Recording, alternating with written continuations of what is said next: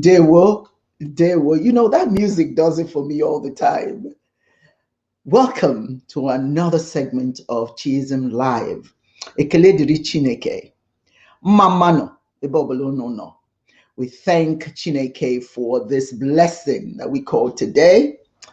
We know many people did not see this day. How lucky we are that we are able to be walking amongst the living. There are some people who died yesterday because of illness or because of crime, tragedies.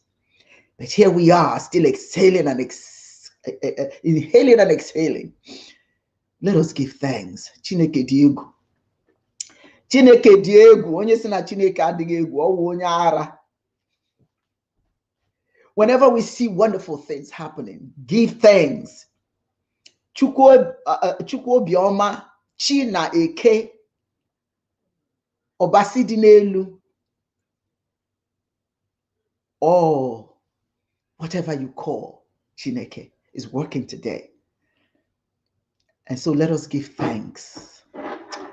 Before I go any further, let me just briefly introduce myself. I'm Okedibia Dr. Wonyo Hosimiri, and I would like to ask you to join us on Facebook, Global Faith Ministries of Chiism, Godianism, on chiism.org, on our that's our website.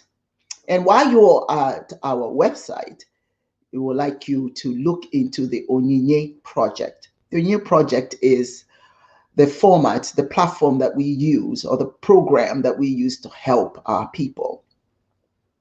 So if you feel like making a donation there, we are more than happy to receive it. We don't force it, but we know that when you want to do God's work, when you want to honor Chineke, you have to work for the people. You have to support the people. So through the Onyinye Project, that's what we do. Onyinye means to give. You can also join us on Chism Live on Facebook page, but you can also join us on YouTube channel, on our YouTube channel, Chism Live. Without much delay, I would like to introduce my co-host, Dibia Ochwaja, UD. You're going to get there anyway.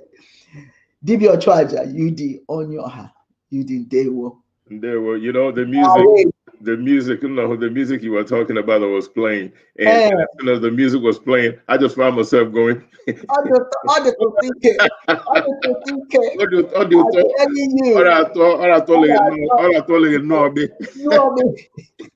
people who don't know what Norway is, Norway is it's a fruit, right?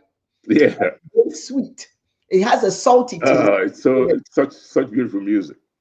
I want to welcome Kunna Charles. You know, you always have those individuals. He says that I'm looking good. He didn't say anything about you looking good, so you're not looking good. That's okay. I've made peace with God. He say, Doctor, you are looking good. I've made peace with God. My ugliness. Besides, the competition is just too stiff. So it's all good. At least we're related by blood. So if nothing else, it'll rub off on me. He's trying to be politically correct now. Now he says you're looking good. It's too late. It's too late. He's a smart man. He's a very smart man. Oh my goodness. I am so, Yudi, how are you today? I'm good. I'm very good today. Very excited. You know what? I think that what people don't understand is what joy it is to just be alive. Yes. What joy it is to just be alive. Yeah. What they say, every day above ground is a good day. It's a good day. It has nothing.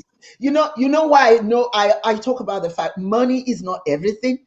Because how many of us get buried without money? Well, we may have a fancy casket. Then it's over. Wear fancy clothing. But the bottom line is, no.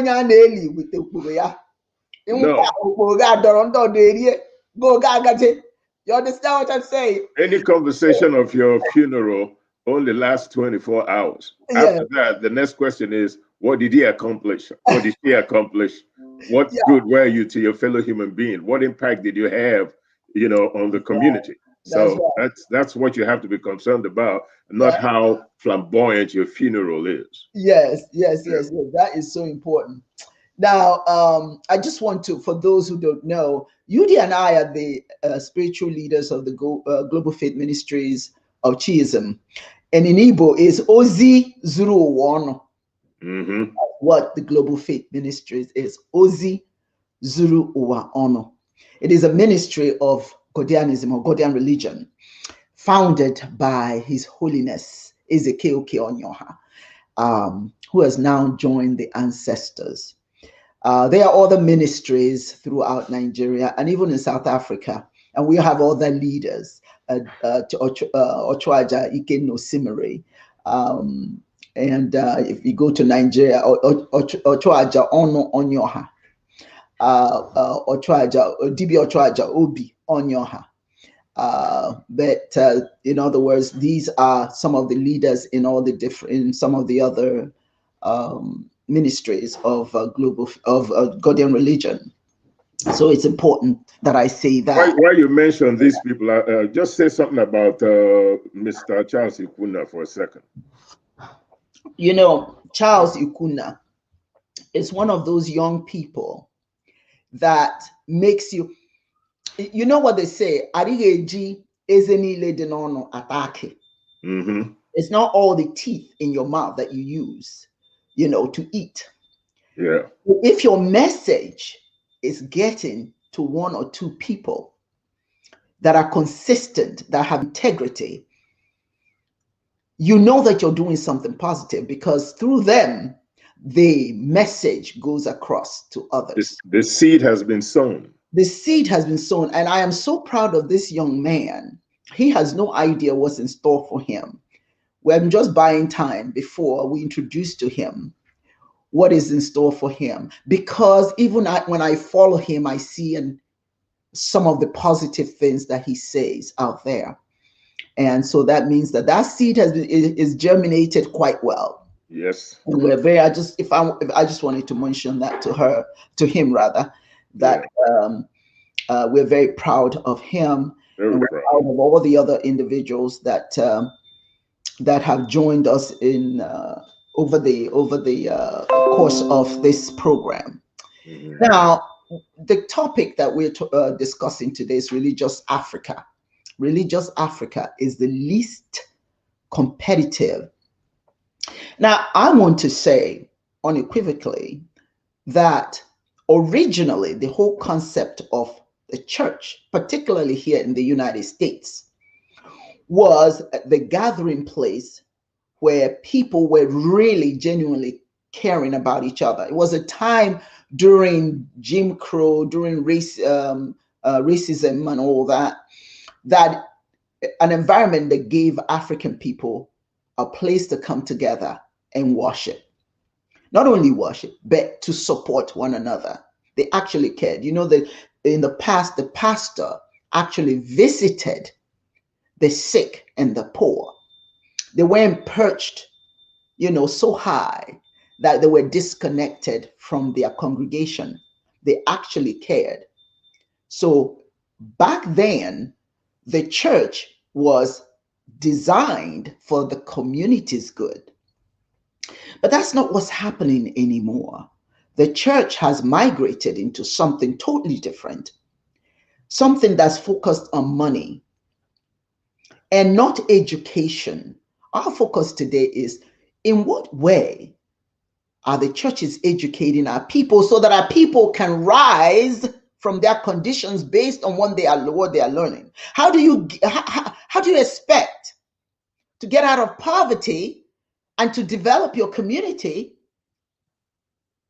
if you still love the church more than you love education, more than you love business, more than you love developing the community?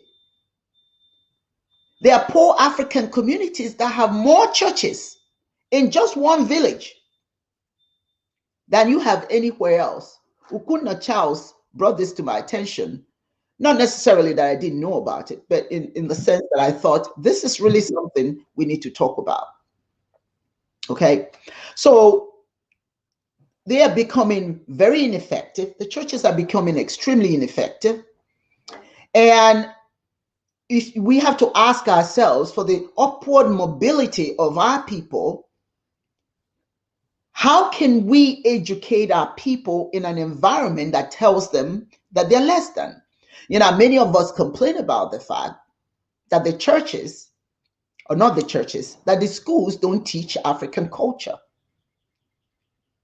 But then every Sunday, we take our children to go to an environment that justifies that doesn't teach them about who they are. The importance of knowledge of self is so that you take responsibility for your growth or lack thereof. When you don't see the power within you, when you see the power outside of you, when the same individuals who introduced you to mentorship, you go every Sunday and you look to them to uplift you, it's madness. It's a definition of madness. So this is the difference between what we're doing in our churches in Africa and what other churches are doing. Other countries are doing. I'm not here to berate all churches. There are some that are doing some really significant things, but more of them are not. If you look at China right now is the world's leading economic power. They hardly have any churches. Prosperity preachers are not allowed there, or at least they're useless there. In China right now, you have more factories, UD. Mm-hmm. There are more factories. They spend all night long working and producing jobs for their children. Hear what I'm saying to you. This is what Chineke would like us to do, to empower our children, because we're already empowered. But when we don't use our empowerment to prepare the children, other people run ramshot around us. This is what China is doing. What is it that we're doing in Africa? When we are in churches, what do? We spend a lot of time in churches praying for marriage, praying for money, praying for good looks, praying for nonsensical things. Or if when we pray for money, we don't pray for the wherewithal to get off our behinds and go get it, go work for it. But we're expecting it to drop from heaven. But this is what these prosperity preachers are teaching. So China now are giving us money. They're coming. They're coming to our countries and showing us what we have, then taking it and giving us a few little dollars and take what we have and go home. And somehow we don't understand that there's something wrong with that. Finland.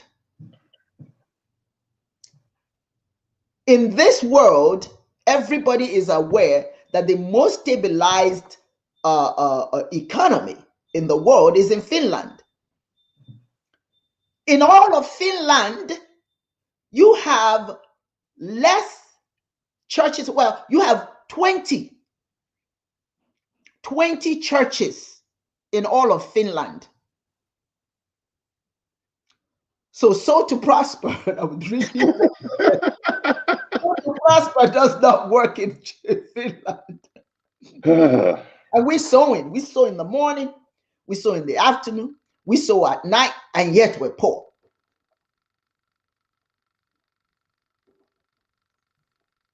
You look at a place like Switzerland.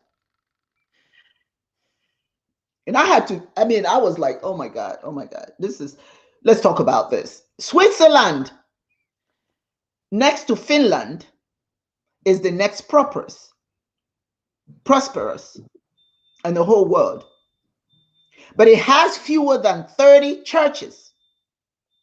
He says miracle money is not welcome in Switzerland. Let's go to Denmark. It is the third most stable economy in the world. They have about 23 churches in all of Denmark. They don't pray for its economic stability, they work for it. They have the highest number. Now this is the key points that Ukunda Charles was making, and I really took that to heart. These countries have the highest number of atheists. And when people hear about atheists, they don't understand what an atheist does or believes. They don't necessarily believe in any God up in the sky. They believe in energy within, power within, that they're responsible for their own good or lack thereof. These countries have a collection, not a collection, a population of such people, high numbers of such people, and yet they are very prosperous. But let's look at Africa. There are more than 10,000 churches per region. Think about what I'm saying. Per region of Africa, there are more than 10,000, including 4,000 churches in the city. Let's say city of the city of Yaoundé alone. There are over 4,000. Now I'm talking city. When I read this stuff, I said, well, let me research it and find out, is all this stuff true? And it is. 4,000 churches in the city of Yaoundé alone. Yet, the poverty level is worse than anywhere in the world. But we have more churches.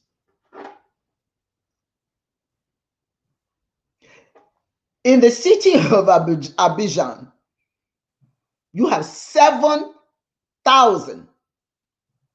In Kinshasa, one city.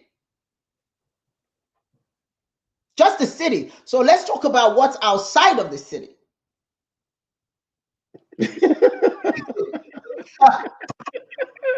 are 10,000 churches in Lagos alone. Ridiculous. 10,000 churches in the city of Lagos. Just the city alone. Now, when I was in Nigeria, every corner had a church. Yep. Nigerians lead the world. Now, it's not, you're not going to be happy with me saying what I'm saying. We lead the world in corruption and crimes. This is fact. This write-up is fact. And we're in church every Sunday, but the evil and the corruption don't seem to be exercised. We have more churches than schools and hospitals combined. We have more pastors than we have doctors.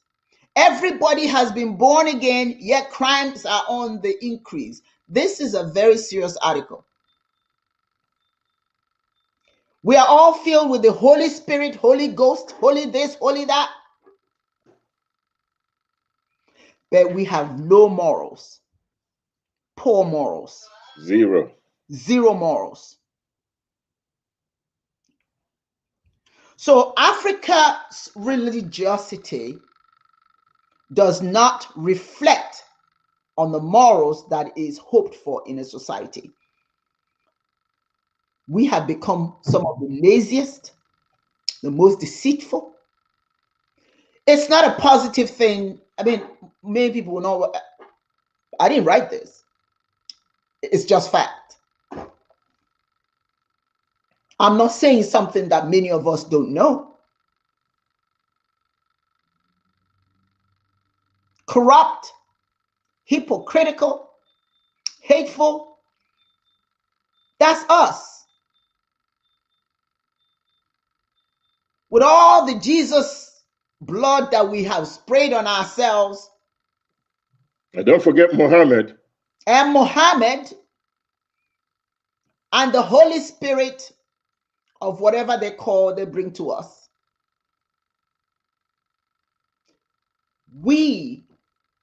our spirituality originally says, monachiso, I am one with the Creator. And if I am one with the Creator, then I have the power. And that's what other people believe. They are more focused on where the power is within, not from without. Within, you've got the capacity to make things happen, for ourselves. In Nigeria, Ghana, Kenya, Zambia, South Africa, among others, we can list all the schools, UD. All of them, the secondary school, basic schools, secondary schools, the training colleges, even our universities, all of them were built by Orthodox churches. Yep. The Presbyterian Church, the Methodist Church, the Catholic Church, you name it. We hardly have any places of education based on our own primordial systems. Not one. Not one. And when they are built, when we attend these places of worship, we have the responsibility to promote the philosophy inherent in the schools. And if you don't do that, you'll be kicked out. Now, UD, I have just pretty much, and I want to thank Charles Ikuna for doing research.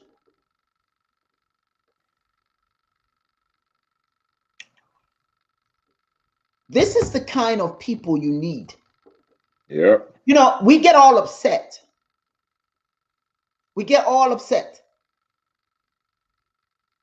You guys should not be talking about this, should not be talking about this. If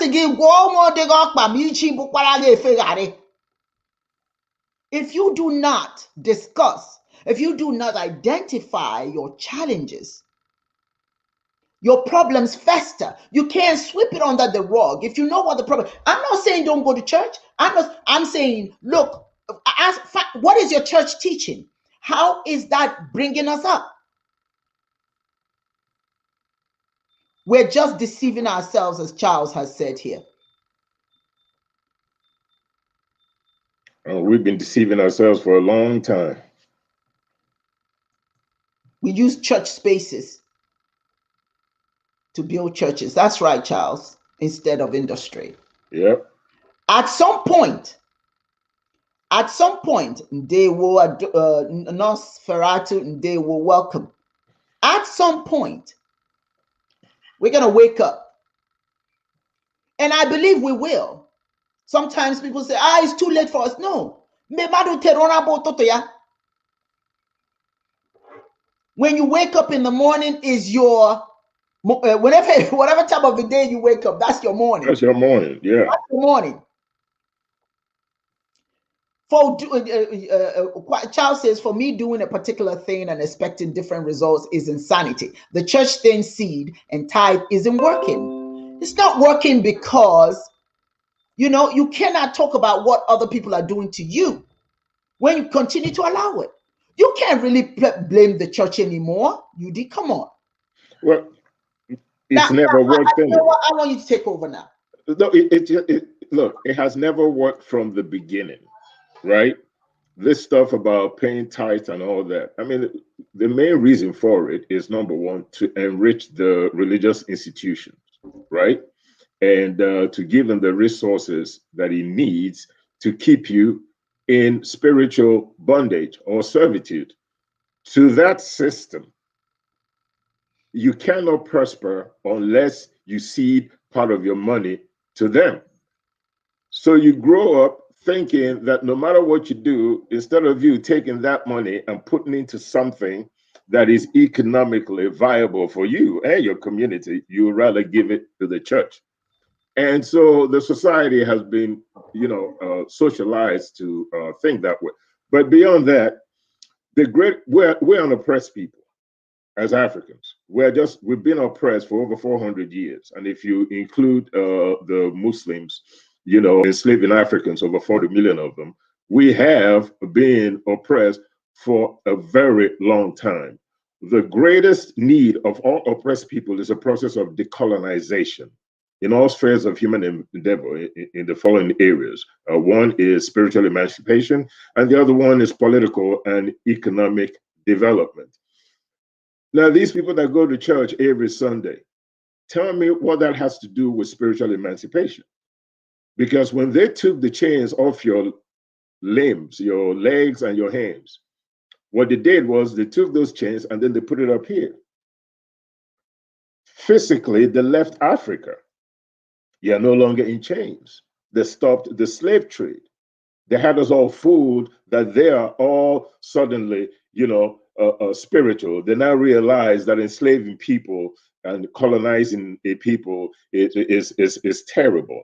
So they left, but what they left behind was this mental servitude. They replaced the chains with institutions in all areas of human endeavor, from the architecture of Africa.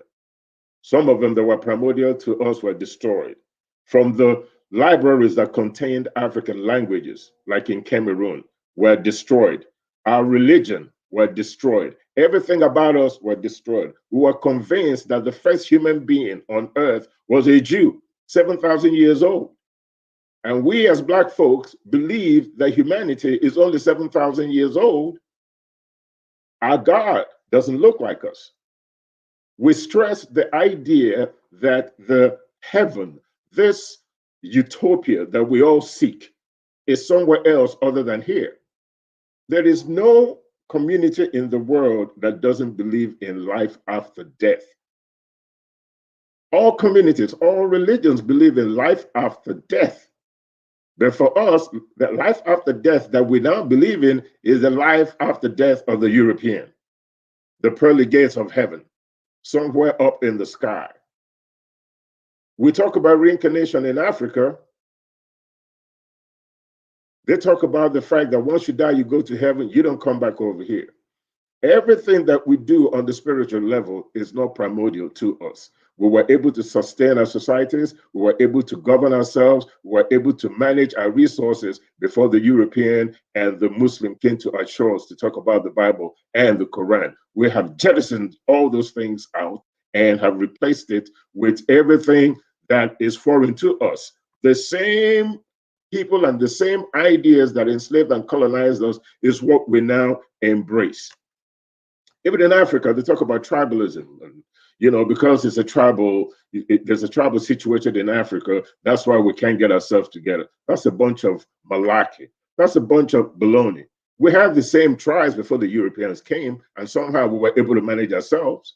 Now, I'm not saying that Africans didn't have tribal wars. They did, but not to the extent that it manifests itself here today, based on the fact that not only are we dealing with tribal issues, now we're dealing with religious and spiritual issues. Now we're killing each other with, over doctrines that are not primordial to us.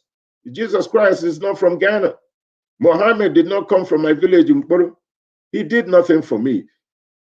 The political situation that was prevalent in his time was not in sub-Saharan Africa.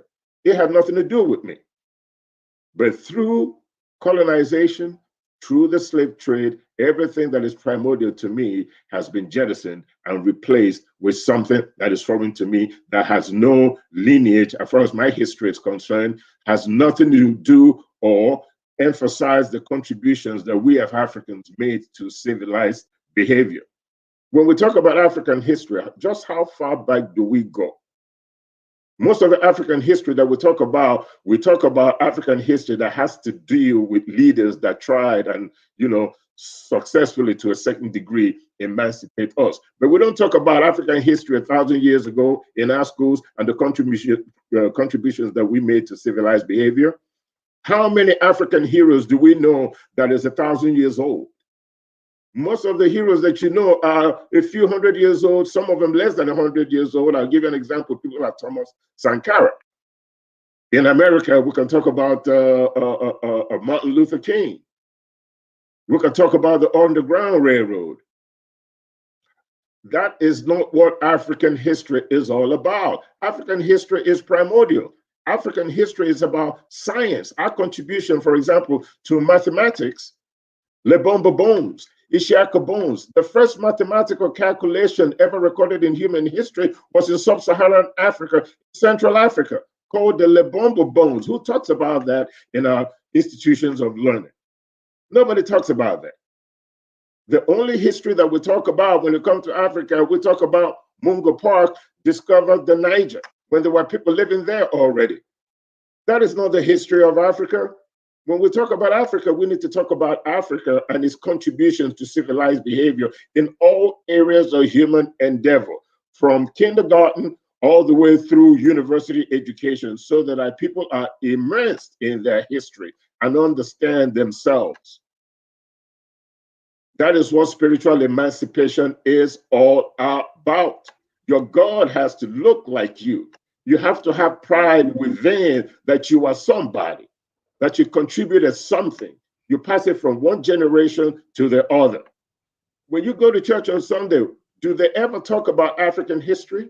Do they ever talk about your contributions to civilized behavior? What is it about the church on Sunday that tells you about who you are, that makes you feel proud of who you are, that makes you say, hey, I am somebody.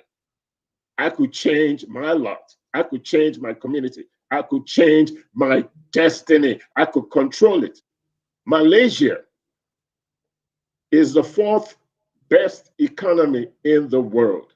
Malaysia has Muslims, Indians, Filipinos, white folks, believe it or not, Japanese, Koreans, black folks. Malaysia has all kinds of people. It is the leadership, not stressing any specific religion. Every religion in Malaysia has equal rights to exist. None of them is more prominent than the other. And this is a dictate, and that is a policy of the government, that all religions in Malaysia are equal and no religion takes precedent over the other. No tribe, no race in Malaysia takes precedent over another. And even the housing policies in Malaysia dictates that every housing complex must have a mixture of people of all races and religions living in it. It is the government, it is the leadership that has to promote this mindset that the community comes first before the individual. This you don't get in church on Sunday. This you don't get in the mosque. The Muslims in Black Africa believe that they have a right to dominate everybody else and dip the Quran in the Atlantic Ocean.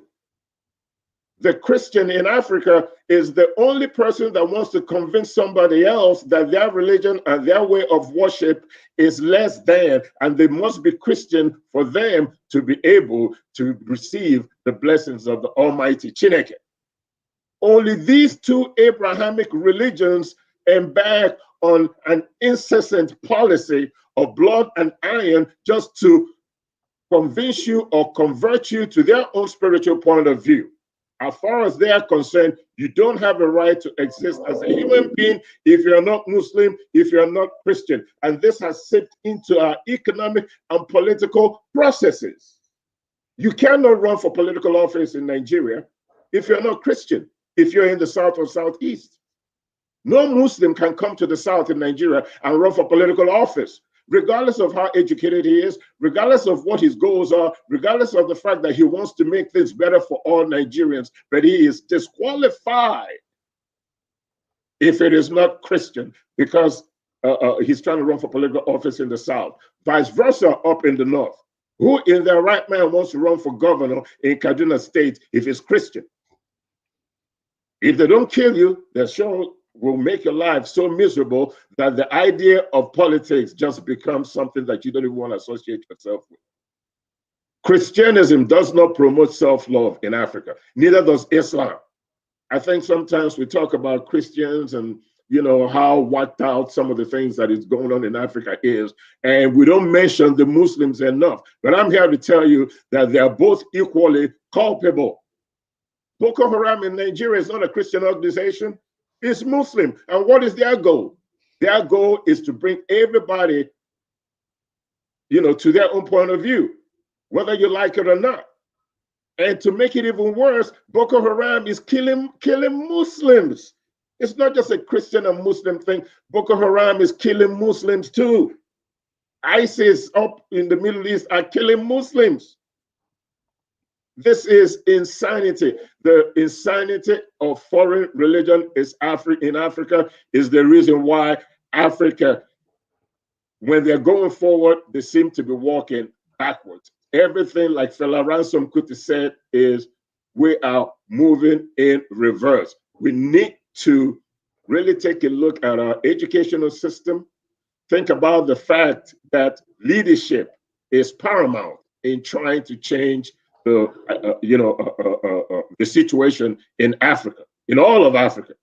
We don't have the kind of leadership that says that it is important to promote our primordial core, to build educational institutions that promote Africa's contribution to the world.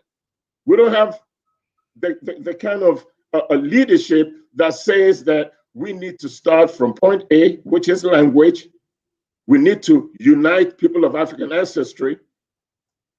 You have to unite people of African ancestry before you could even embark on the idea of spiritual or political or economic development. Our lingua franca is English. We have come to accept that. It's okay. But at the same time, how great does that make you? Any country that accepts a foreign lingua franca must then be willing to make sure that the people under its charge are treated equally, politically and economically. That's the only way it's going to work. If foreign language is not your lingua franca, then you must find a language that is common amongst your people. I was having a conversation with a gentleman about a week ago, and he was telling me about the Igbo language, Abibidi, and all that stuff, using English alphabets, to create our own language or intonation or whatever you call it, Abibidi, and all that kind of stuff. And I asked him, can you write a book in chemistry with Abibidi? Can you write a computer language or computer code using that? The Chinese language is nothing but symbol. Written language are symbols. The A, the B, the C, they're all symbols. The Chinese lettering system, the Arabic writing system, the Indonesian writing system, the Japanese writing system are all symbols. We have a writing system in ancient Africa called, particularly the Igbo and Cameroon tribes, called Nsibidi. You could actually, if you develop an educational system that trains people on how to write in those symbols, you could do the same thing that Chinese people did. They write computer languages using their symbol. Africa needs to totally change. We need to go right down to the core. We were an oppressed people. There's no way we're going to rise if Africa's way of doing business, our primordial core, is not paramount. Go to Abuja. I mean, sometimes you got to showcase who you are for people to know that you exist. Go to Abuja. The most prominent landmark in Abuja is a mosque, followed by a Christian cathedral. This is the capital of Nigeria. You will not find one building that has any kind of African aesthetics to it that represents Africa, that makes you feel like when you come to Abuja that you are in Africa. The only country in Africa right now that is making such attempt is Senegal, with the statue that is 106 feet over there, that represents the struggle and the freedom of an African family from slavery, to where we are right now. And then, of course, you have people like Akon trying to build a city in Africa that probably, I wouldn't say rivals Dubai, but gives you that kind of feeling that Africans are on the rise. Gives you pride in Africa, gives you pride in who we are, and makes you feel that we own tomorrow.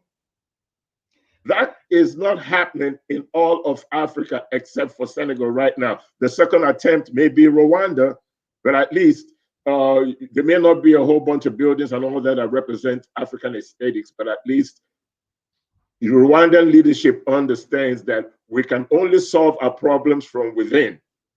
Like you mentioned earlier in the segment, we don't need to borrow money from anybody. But they want you to borrow money. And the leadership in Africa that borrows money, they are not borrowing the money to fix anything. They're borrowing the money to enrich themselves, to support the church, to support the Muslim community hierarchy, so that the people continue to go to church on Sunday, believing that the same institution that is responsible for their enslavement is the same institution that is going to set them free, if only they give 10% of their proceeds to that church. Politically speaking, those people are like sheep. The political elite needs the people in church so that when election comes, those same people will vote for them because the pastor or the imam said so. We don't have the ability or the capacity to think for ourselves anymore.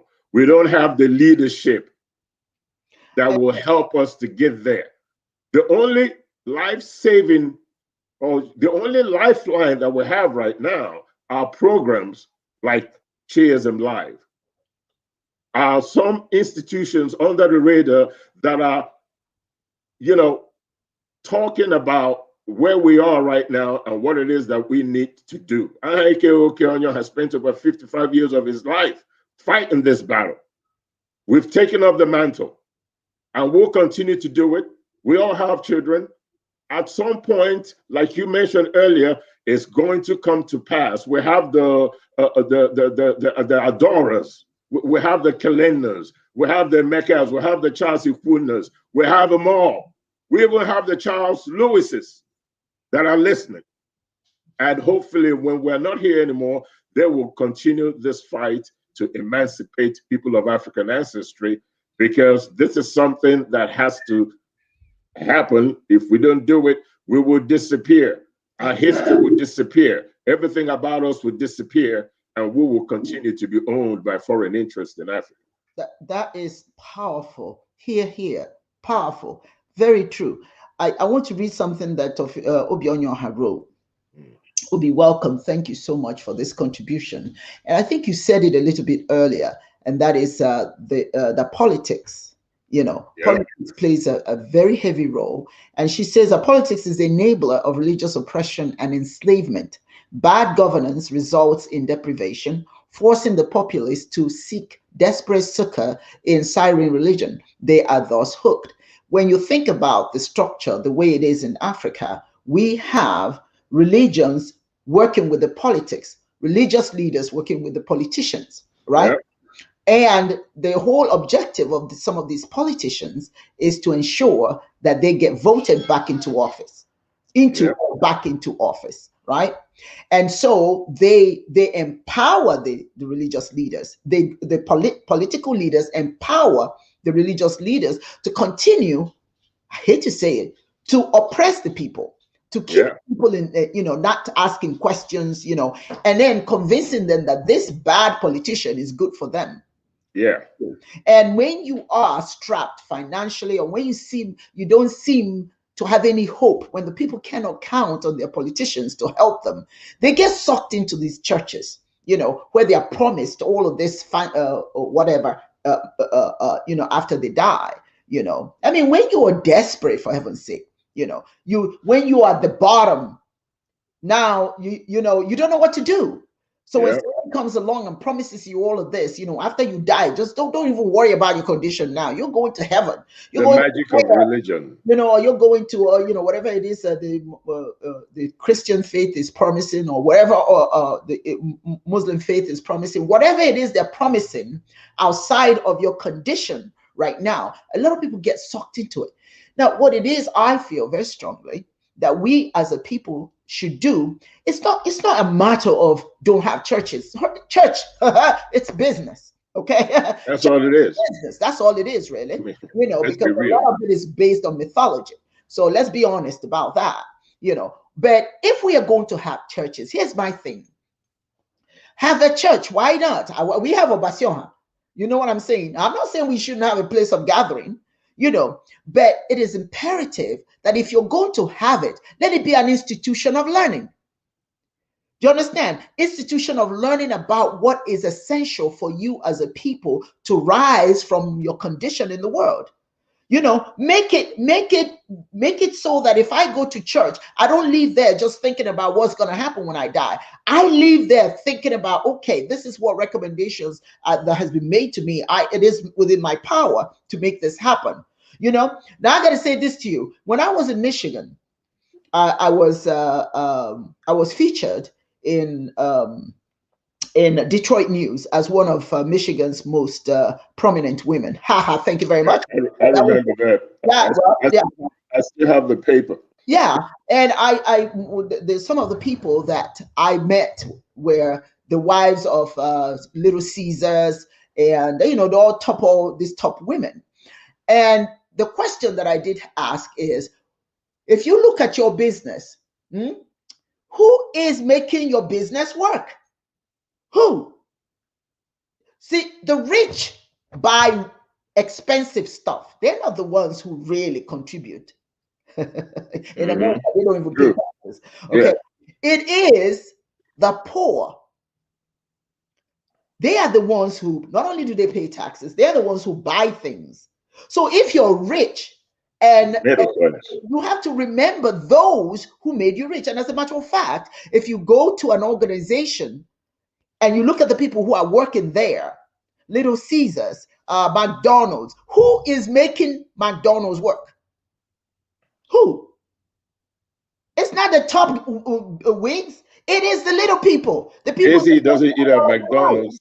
You know what I'm saying? So if we're going to do church, let us make sure that the people who are making us wealthy, that we do something for them. We teach them how they can be successful, not how they can be rich when they die. You see what I'm saying? African spirituality is empowering. It is. It's empowering. We're not telling you what's going to happen when you die. We tell you what's going to happen when you do the right things here on earth. When you achieve here, then you become an ancestor. Yeah, our ultimate goal is to become an ancestor, because when you become an ancestor, you're revered, and you become a guardian of the community. That sort of that's prestigious. But we do not tell you that you will die. Forget about getting rich here. Forget about being somebody here. Wait till you die. And let me tell you, when somebody's lazy, that's all they need to hear. Hey, I don't have to do nothing. When I die, all I have to do is pay my tithes, go and sing, I'll wait for the blessings to fall from the sky. All that sort of thing. But I don't, again, I want to reiterate, I don't have problems with churches. I have problem with what they teach and what they are used for. And the passage that I read from Ikuna Charles, it specifically states that the reason why we're not doing well is not because we don't know what to do. It's because that we've got all these churches, but they don't teach anything. They don't. They teach subservience to colonial masters. Thank you. To tell the truth, we get upset. Truism. But it's truism. We need to tell the truth. Another thing, Didia, it is important that people know that Global Faith Ministry, okay, of Theism, the Gordian religion in totality, we're now saying that we have exclusive truth. As a matter of fact, the founder, Henke Okonyo, made it clear that we don't have exclusive truth. And anytime you start teaching people that only your way is the best way, then you're just as bad. Yeah, that way or the highway. Is wherever you are, look within. Let me say that again in case you didn't hear the first time. When you listen within, you hear the footsteps. You hear not the footsteps. When I go to schools, I tell children, and when they are noisy, I tell them, hold your right ears. And they hold their right ears. And when they're holding their right ears, they're listening. What they want to know, why is it we're holding our right ears? At the end of the program, then I'll ask them, what did you hear? And they recite. No, I tell them, hold your right ear so that you can hear the footsteps of the ants. And they listen very closely. They want to hear the ants. So at the end of my conversation with them, I'll ask them, did you hear the ants? Then they say, no, we didn't hear the ants. I said, yes, you did. But let me ask you a question. What did I just talk to you about? And they'll recite everything that I said. I said, well, then you heard the ant. How so? I say, I am the ant. When you listen closely, you will hear the message. When you go inwardly, you hear Chineke letting you know what to do. In other words, right where you are, God is. Yeah. Right where you are, the voice of Chineke is. People want to know. People ask me, so what is the, I want to learn about African spirituality. Let me tell you what African spirituality is. Right where you are, Chineke is. Monachiso. You were born, Monachiso. I am one with Chineke. When you were born, the spirit of Chineke was born with you and walks with you throughout your life. That's African spirituality. And then the nature is part of what the blessing that is necessary for us to move, to walk through this life, through this maze, the lightning, thunder, Mother Earth, the rivers, all of that. We call them deities, but that's really nature. We believe in nature. We believe in supporting nature, honoring nature, serving nature. When you serve nature, that means you don't arbitrarily destroy nature.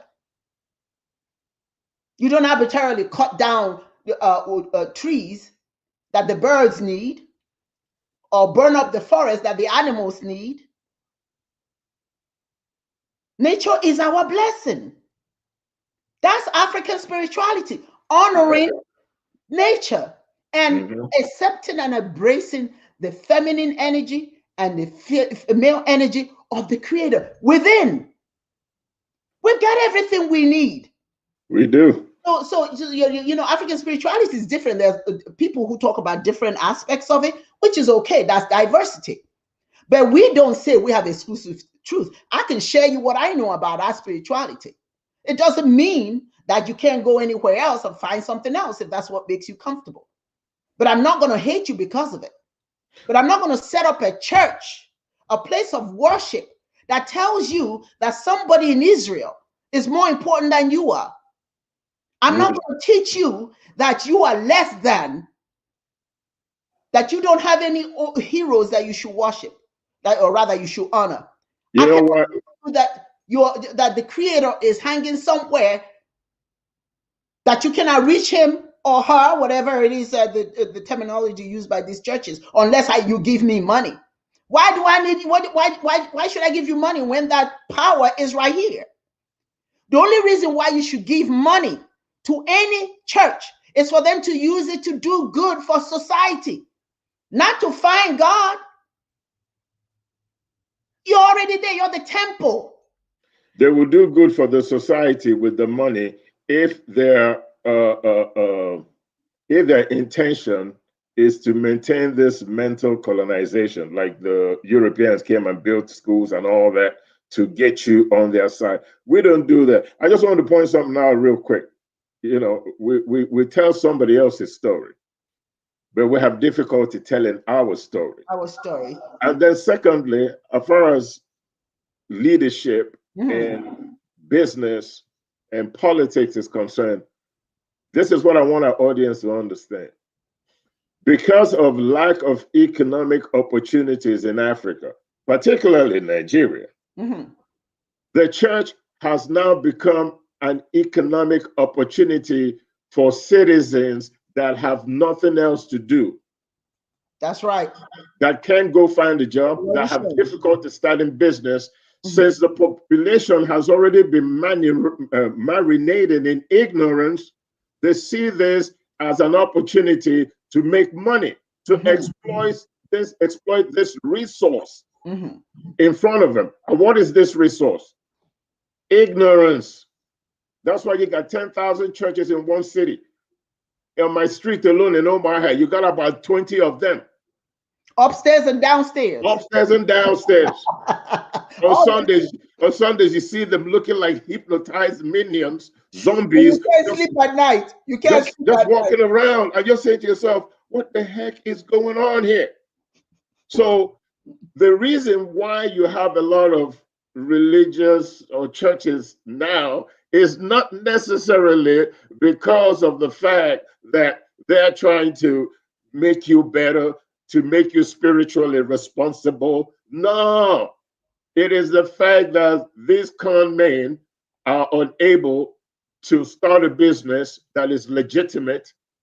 They don't see the opportunity to do so because the leadership in the country, the lack of infrastructure, the lack of security, and what have you, has created an environment where people got to survive. And the only way some of these people survive is to exploit the ignorance that is already marinated in the community. And there you have all these churches. So think about it. 10,000 churches in one city is 10,000 people that are employed. 10,000 pastors that are sucking the life out of the citizens. UD, let me say this. I'm always cognizant that there are some individuals who actually go into building churches not to become artists. There are some legitimately good pastors. Yeah, 2% and imams that are doing some extraordinary things. To those, I commend them. There are some churches where people go and they feel fulfilled and they're happy and they feel and they're glorified or whatever. They are such existing entities, but there's so few. Yeah. Because there's so few of them, the majority who are not focused on the well-being of society, of the community they find themselves. Those are the ones that's creating the destruction because their focus is on wealth. Yes. And so let me say this. In as much as we can caution people about what goes on in these churches, we must caution them themselves to stop blaming the churches for their plight. Yep.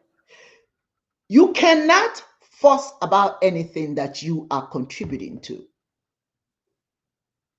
If you are a member of a church entity that's not doing the right thing, trust me, if you leave that church, you're not going to die the next day. Chineke will still be with you. You can still move on with your life. You're not going to hell because nobody's been to hell and come back to talk about it. And if heaven was so good, everybody will be, the line to die would be so long. Yeah. But I have yet to see that it'll be around the block. It'll be around the block. I don't see anybody lining up to go to heaven. Yeah. You know, it is where we develop a certain kind of milk, the church. Yeah. Milk, it's a milk farm where we'll milk people, not cows. That's it. That's just what it is. Pockets. And if you're in the audience and your pastor, don't get mad, my darling. Don't get angry. Don't get angry with us. Truth hurts. Yeah. And we may say it in a way that upsets you because maybe you're a good pastor. Good for you. But if we upset you because you know what we're saying is true, that you're milking your congregation, then do the right thing. Start teaching them. Give to them. The poor need your help. They don't need you to milk them. I understand the fact that you're a business, but you know what? If you're going to milk them on Sunday and Monday and Tuesday, let them milk you on Thursday, Friday, and Saturday. I'm just saying it's equal. It's reciprocal. Let's see this. So it is a mindset that we've got to change now. Because our people are not doing well at all. As long as we're continuing killing People, you have Muslims who are killing Christians, Christians who are killing Muslims, Christians who are killing traditionalists. You know, church is not supposed to be where we go to die. And when I say we go to die, some people are dying in church because of the hatred of the other church. Yep. But it should also not be a place that we go to die mentally and spiritually. I want to remind our people in closing, I want to remind everyone, I don't care what your religious belief is. We're not here to tell you that you have no right to be a Christian or Muslim or anything. I am a human being. All of us have a right to be human. But as a human being, I also understand that I have a responsibility for my fellow man. If I see that something is not working, that something is wrong, it is my responsibility to speak up. Speak up, not because I'm trying to tell you that you're no good, but because some of what you're doing is detrimental to the well-being of our societies. There is no need for 10,000 churches. Nope. And if we're going to have 10,000 churches, let 2 of them be con games and let the rest of them be educational institutions so that our people can learn about themselves and grow and become fruitful contributors to society's well-being. UD, you have a final thought? Just a final thought. The leadership that we have is a reflection of who we truly are up here, right? We need to understand that one of the reasons why we have this onslaught of prosperity, religion, and pastors and all that stuff in Africa is because of poor leadership. The lack of economic opportunity not only breeds this con man in the pulpit, but it's also responsible for how easy it is to convince the poor and the wretched to pick up a gun and kill his or her fellow citizens in the name of Allah or in the name of Christ or what have you. It is this lack of opportunity that is causing the gullibility of the population every Sunday, as opposed to holding their leadership responsible for their condition. They are taught to believe that if they just do A or B, then they will go to heaven. And if they don't do A or B, they will go to hell. So instead of looking at the government as the people or the institution that should look out for your welfare, you are not fighting the battle between good and evil. Yes. You want to avoid hell, go to heaven, or vice versa. So now you're concentrated on the here, on the ever after, as opposed to your present condition and how to get a lot. We need to focus on the right kind of leadership to bring to us the right kind of environment that allows everybody to prosper. Leadership is key, and we must insist upon it in church. Since we gather on Sundays in church in large numbers, that's pretty much the only way you're going to get Africans together. And yeah, right here.